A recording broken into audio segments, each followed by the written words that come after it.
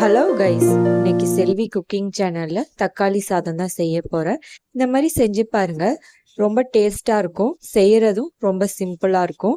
வாங்க வீடியோக்குள்ள போகலாம். ஸ்டவ் ஆன் பண்ணிட்டு கடாயில 2 டேபிள் ஸ்பூன் கடலை எண்ணெய் ஊத்திக்கிறேன். எண்ணெய் சூடானதும் 1/4 டேபிள் ஸ்பூன் சோம்பு சேர்த்துக்கிறேன். ஒரு ஏலக்காய், பட்டை 2, கிராம்பு 2 சேர்த்துக்கிறேன். இதெல்லாம் பொரிஞ்சதுக்கு அப்புறம் கருவேப்பிலையில சேர்த்துக்கிறேன். 2 பெரிய வெங்காயம் கட் பண்ணி போட்டுக்கிறேன். இந்த மாதிரி நீட்டு வாக்குல கட் பண்ணி சேர்த்துக்கோங்க தக்காளி சாதம் செய்யறப்ப. அதுக்கப்புறம் 4 பச்சை மிளகாய் சேர்த்துருக்கேன். நல்லா வதக்கிக்கலாம். இதுல 10 பல்லு பூண்டு நல்லா இடிச்சு சேர்த்துருக்கேன். இது எல்லாத்தையும் நல்லா கோல்டன் ப்ரௌன்ல வதக்கிக்கலாம். அப்பதான் டேஸ்ட் நல்லா இருக்கும் தக்காளி சாதத்துக்கு. இந்த மாதிரி வெங்காயத்தை வதக்கிக்கோங்க. இந்த கலர்ல இருக்கணும்.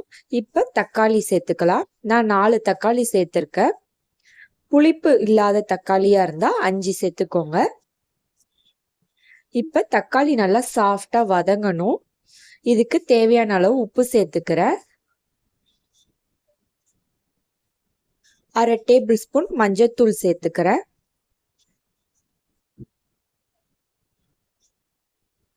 அப்புறம் 1 டேபிள் ஸ்பூன் மிளகாய் தூள் சேர்த்துக்கிறேன். இதெல்லாம் சேர்த்துட்டு நல்லா வதக்கி விட்டுக்கலாம். நல்லா தக்காளி சாஃப்ட் ஆகி எண்ணெய் நல்லா பிரிஞ்சு வரணும். அது வரைக்கும் மூடி போட்டு வேக வைங்க. 10 நிமிஷம் வேக வச்சுக்கோங்க. பாருங்க, இப்ப எண்ணெய் பிரிஞ்சு வருது. தக்காளி நல்லா சாஃப்ட் ஆயிடுச்சு. இந்த ஸ்டேஜில் நல்லா மிக்ஸ் பண்ணிட்டு வேக வச்ச சாதத்தை இதுல சேர்த்துக்கலாம்.